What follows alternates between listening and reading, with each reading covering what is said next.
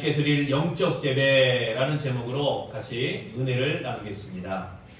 김남준 목사의 예배의 감격에 빠져라 라는 책에 나오는 이야기 하나를 소개합니다. 주일날 아침 어느 가족이 바쁜 걸음으로 교회를 향하고 있었습니다.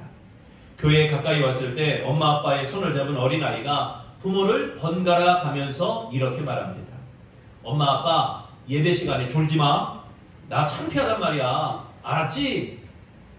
그 소리를 들은 엄마는 좌우를 두루번거리면서 아이에게 야 조용히 하면서 조용히 하라고 눈짓을 했습니다. 그러나 아이의 예원에도 불구하고 부부는 그날도 예배 시간에 졸고 말았습니다. 그들이 교회에 도착한 시간은 예배 시간이 시작된 지 5분이 지나서였습니다. 예배는 주보에 적힌 대로 별 모양의 표시를 따라 일어나기도 했다가 앉기도 했다 하면서 순서를 따라가고 있었습니다.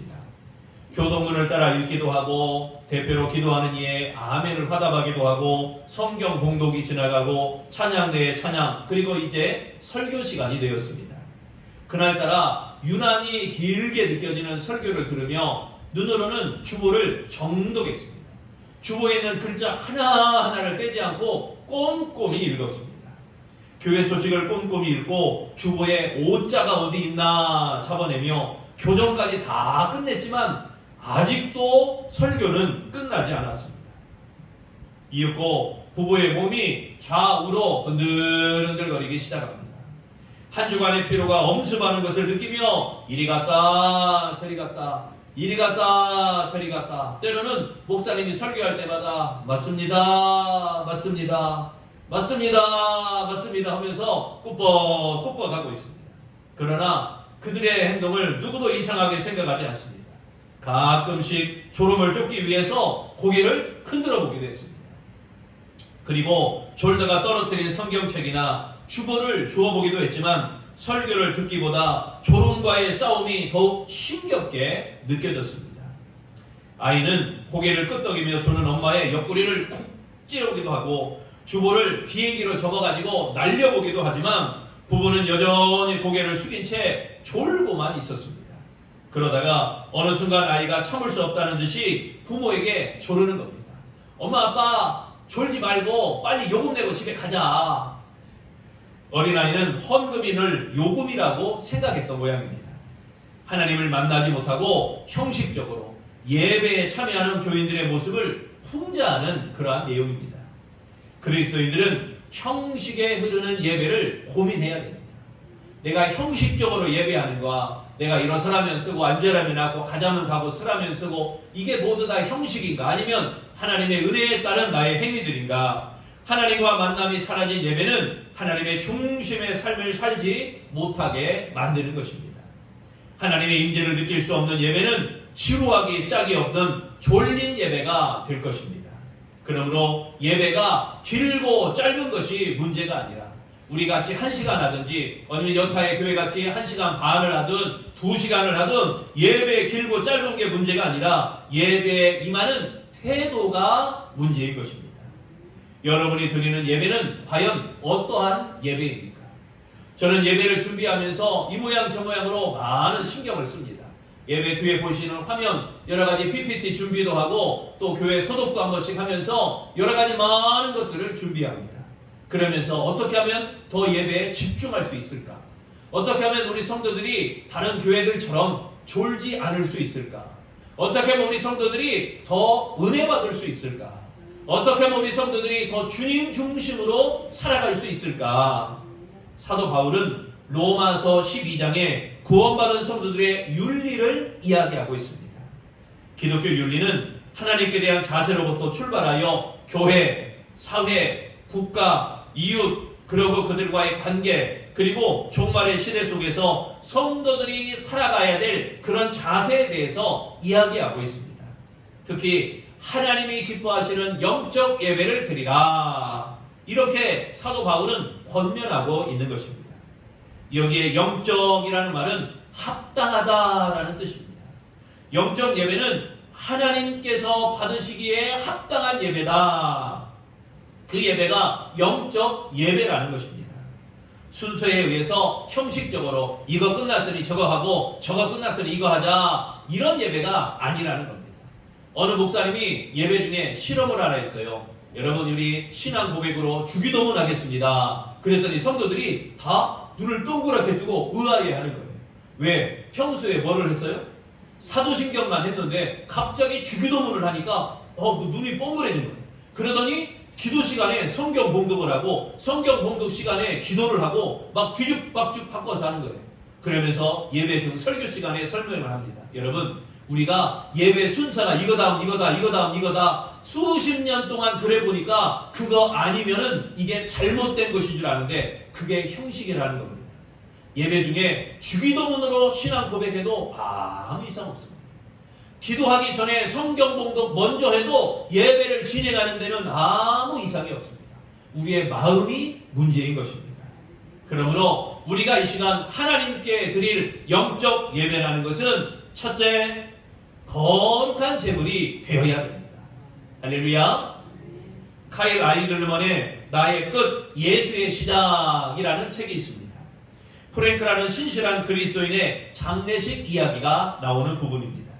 50대 중반에 프랭크가 심장마비로 세상을 떠났다는 소식을 듣고 그를 사랑했던 사람들이 다 모였습니다.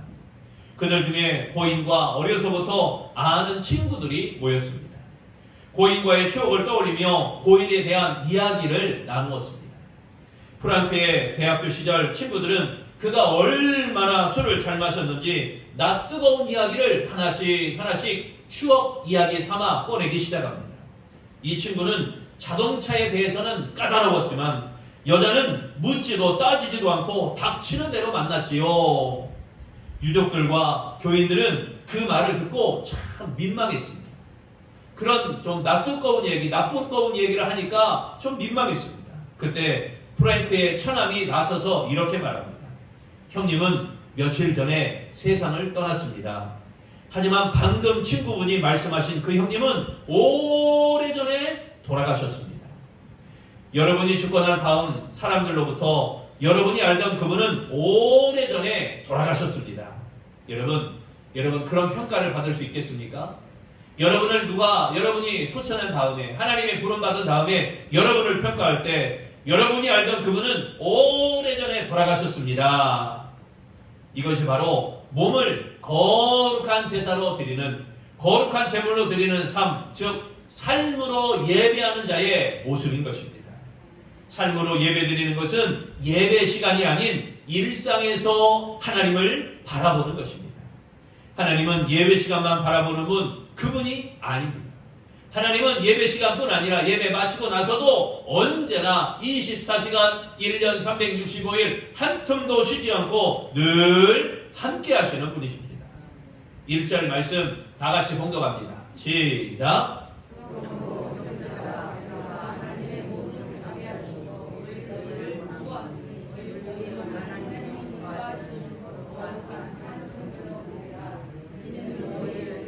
영적 예배니라.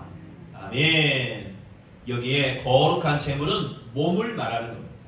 거룩한 제물은 몸을 말해요. 그래서 우리가 영적인 복을 받아야 되고 육적인 복을 받아야 되고 물적인 복을 받아야 되는데 이 거룩한 몸, 우리 육적인 복이 여기에 해당될 것입니다.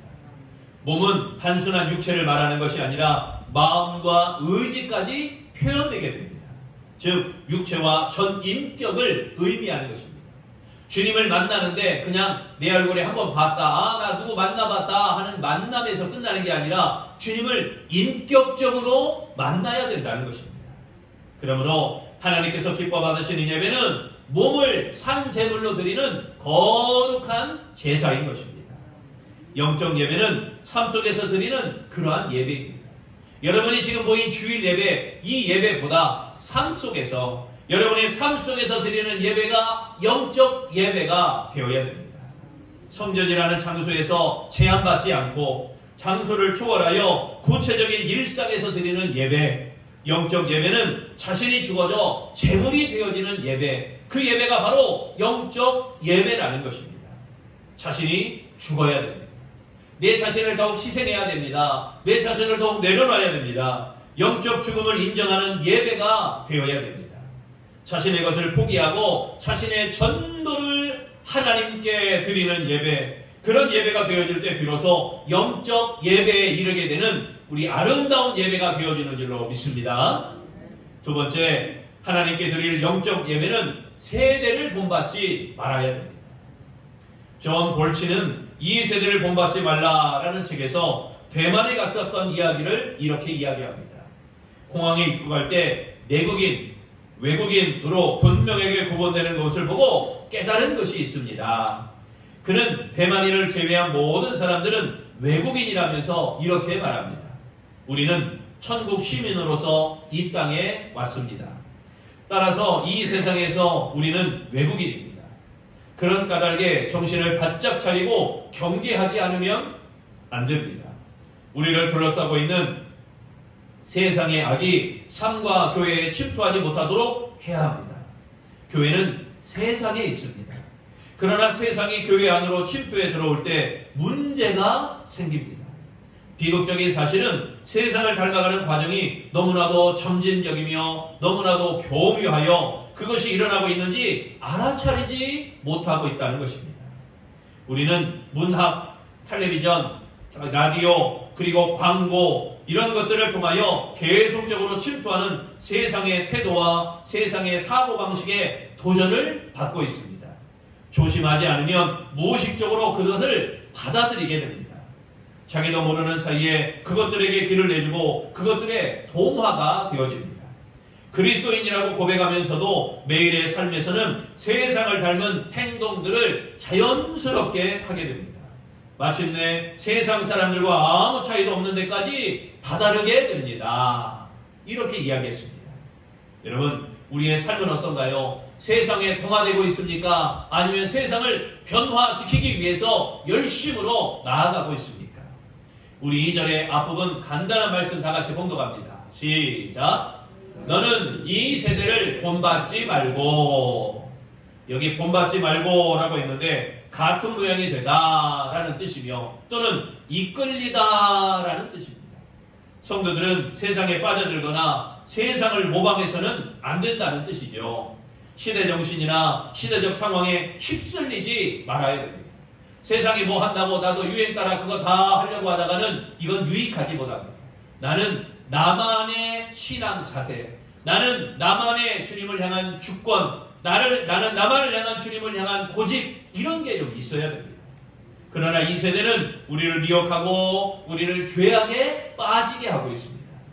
진리의 가르침을 거부하도록 합니다. 진리를 부정하게 하고 도덕에 둔감하게 하여서 예배를 형식적으로 드리고, 그리고 예배 맞춰지면 나는 할 것 다 했다, 그것이 의무감에 다 맞춰진 줄 압니다. 그러므로 여러분, 우리가 세상을 가까이 하지 말고 세상을 본받지 말아야 되는 이유가 바로 그것입니다. 예수님께서 너희는 세상의 빛이라 라고 하셨어요. 세상의 본이 되어야 될 것을 우리에게 말씀하신 것입니다. 너희는 세상의 빛이라. 그러므로 우리 빛을, 세상을 비춰야 되고 어둠을 밝혀야 되고 우리가 본받을 분은 예수 그리스도 뿐이라는 것입니다. 예수 그리스도를 본받는 마음으로 예배할 때, 우리가 예수 그리스도를 본받는 마음으로 예배드릴 때 비로소 우리가 원하는 영적 예배가 이루어지게 되는 줄로 믿습니다. 세 번째, 하나님께 드릴 영적 예배는 마음을 새롭게 해야 됩니다. 스티븐 메트카프 선교사는 영국인으로 중국에서 태어났습니다. 10대의 나이에 2차 세계대전이 일어나 일본군 포로 수용소에서 고생스러운 시절을 보내게 되었습니다. 일본군의 잔혹함을 보면서 일본 사람을 증오했습니다. 그런데 수용소에서 에릭 리델을 만나게 됩니다. 에릭 리델 선교사를 만나서 그의 인생이 바뀌게 됩니다. 이 에릭 리델은 여러분에게 여러 번 설명을 드렸습니다. 에릭 리델은 1924년 파리 올림픽 금메달 리스트이죠. 육상 100m의 유력한 금메달 후보였으나 결승전이 주일에 열린 것으로 인해서 이 결승전을 포기합니다. 그리고 가서 예배드립니다. 하지만 주변인들이 야, 너무너무 아깝다. 그러니 100m는 못 뛰었어도 네가 400m를 나가봐라. 400m 경기에 출전하여서 세계 신기록으로 금메달을 획득하게 됩니다. 후에 에릭 리델은 명예와 부를 포기하고 중국 선교사로 헌신을 하였는데 일본군 포로 수용소에서 뇌종양으로 세상을 떠나게 됩니다. 메트카프 선교사는 성경 공부 시간에 원수를 사랑하라 라는 말씀으로 그와 논쟁이 붙게 되었습니다. 에릭 리데 선교사는 메트카프에게 일본 사람을 사랑하라 라고 가르쳤습니다. 그가 도무지 사랑할 수 없다 라고 말했을 때 에릭 리데는 일본 사람을 위해서 기도해봐라 라고 다시 권면합니다. 그는 그 말에 순종하고 억지로 일본 사람을 위해서 기도하던 중에 마음이 뒤집어졌습니다. 전쟁이 끝나고 이 메트카프 선교사는 일본의 선교사로 자원하여 가게 됩니다. 그는 일본에서 많은 선교의 열매를 맺게 됩니다. 중요한 것은 마음이 변화되는 것입니다. 마음이 변화되는 게 가장 중요한 것입니다. 마음에 회개가 일어나고 마음에 확신이 생기고 마음에 순종할 마음이 생겨야 됩니다. 여러분은 이러한 마음으로 예배하고 있습니까? 회개하는 마음으로 예배하십니까? 확신에 생기는 마음으로 예배하십니까? 순종하는 마음으로 예배하십니까? 2절 말씀을 다 같이 봉독합니다. 시작. 오직 마음을 새롭게 함으로 변화를 받아 하나님의 선하시고 기뻐하시고 온전하신 뜻이 무엇인지 분별하도록 하라. 아멘. 여기 보니까 새롭게 함으로 라고 했어요. 갱신을 방편으로 삼아라고 했어요. 갱신을 방편으로 하라. 갱신, 변화되라는 것, 새롭게 되라는 것을 뜻합니다. 영적 예배를 위해서 먼저 마음이 새롭게 변화되어야 된다는 것입니다. 성품이 예수 그리스도를 닮아서 변화되어야 된다는 것입니다. 본성에 이끌리는 모습이 아니라 마음이 변화되어야 된다고 강조하고 있는 것입니다. 그때 하나님이 기뻐하시는 예배를 드릴 수 있다라고 이야기하고 있는 것입니다. 여러분, 우리의 마음을 변화시키는 능력은 오직 성령께 있는 것입니다. 더욱 성령을 의지하시기를 바랍니다. 우리 속에 있는 자아와 우리 속에 있는 자존심, 이런 거 다 내려놔야 됩니다. 하나님의 뜻을 알고 하나님의 뜻을 분별하며 하나님께 드리는 영적 예배가 되어야 할 줄로 믿습니다. 여러분, 모든 예배에 최선을 다하시기를 바랍니다. 영적으로 예배하는 자에게 분명 변화의 은혜가 임하게 되는 것입니다. 삶의 변화가 일어나지 않는다면 그 원인이 예배에서 비롯되었음을 깨달아야 됩니다. 나는 왜 이렇게 달라지지 않는가? 나는 왜 이렇게 변화되지 않는가? 나는 왜 이렇게 새로워지지 않는가? 여러분, 예배가 변화되어지면, 내가 예배하는 자로서 하나님께 영과 진리로 예배가 변화되어지면 우리 모든 삶도 변화되게 될 줄로 믿습니다. 여러분, 예배가 혹시 답답하시나요? 예배 시간에 늦어도 가책이 없으시나요? 예배 드리는 자리가 여러분 너무너무 힘이 드시나요? 그렇다면 하나님과 내가 점점 가까워지는 게 아니라 이런 멀어질 수밖에 없는 그런 나의 마음 상태를 이야기하고 있는 것입니다. 이제 예배의 태도가 새로워져야 됩니다. 예배에 임하는 자세가 달라져야 됩니다. 예배 중에 임하시는 하나님을 느끼는 예배, 하나님을 경험하는 예배, 주님을 만나는 예배, 그런 예배가 되어야 됩니다. 찬양을 감격스럽게 부르는 예배가 되어지시기를 바랍니다. 말씀으로 양심이 찔리고 말씀으로 두려워 떨 수 있을 만한 그런 예배가 되시기를 바랍니다. 하나님의 말씀에 아멘을 외치는, 아 그렇군요 하면서 아멘을 외치는 깨닫는 예배가 되시기를 바랍니다. 오직 영적 예배만이 모든 문제의 해답입니다. 전화를 주고받으면서 서로를 대화를 나눕니다. 그런데 한 사람은 계속 얘기해요. 한 사람은 답이 없어요. 왜 그럴까요? 한 사람만 이야기하고 한 사람은 답이 없어요. 왜 그럴까요? 한 사람은 자고 있으니까. 전화기 잡고 자고 있으니까 답이 없어요. 여러분, 하나님은 여러분에게 은혜 받기를, 여러분이 하나님의 사랑 받기를, 하나님이 여러분은 축복 받기를 간절히 여러분에게 호소하는데, 내가 하나님 앞에 응답이 없고 내가 영적으로 졸고 있다면, 내가 영적으로 자고 있다면 그것은요 문제인 것입니다. 전화를 주고받으며 대화를 나누는 것처럼 영적으로 예배드릴 때 성도들은 하나님과 잘 통하는, 하나님과 소통하는 자가 되는 줄로 믿습니다. 영적 예배를 통하여 하나님의 생명이 흐르는 아름다운 성도 되시기를 바랍니다. 예배는 삶의 구심점이며 예배는 삶의 원동력입니다. 행복한 삶을 원한다면 영적 예배에 집중해야 됩니다. 예배에 여러분 목숨을 한번 걸어보시길 바랍니다. 이런저런 핑계로 인해서 예배에 빠지는 자가 아니라 내가 어떻게든 목숨 걸고 예배하는 자, 에릭 니델처럼 100m 결승에서 내가 주일 성수했기 때문에 결승전 나는 못 간다, 포기할 만한 그런 결단 있는 예배, 변화의 출발점은 예배입니다. 영적 예배를 통해서 거룩한 변화가 일어나는 아름다운 성도 되시기를 축원합니다. 그러므로 사랑하는 성도 여러분, 형식에 치우치는 육적 예배가 아니라 감동과 감격이 있는 영적 예배로 하나님을 경배하시기를 바랍니다. 부디 자신이 죽어져 거룩한 제물로 바쳐지는 영적 예배가 되시기를 바랍니다. 이 세대를 본받지 말고 예수를 본받는 모습으로 드리는 영적 예배가 되시기를 바랍니다. 그리고 마음의 변화를 받아 하나님께 집중하여 드리는 아름다운 영적 예배를 드리는 우리 아름다운 성도들이 다 되어지시기를 축원합니다.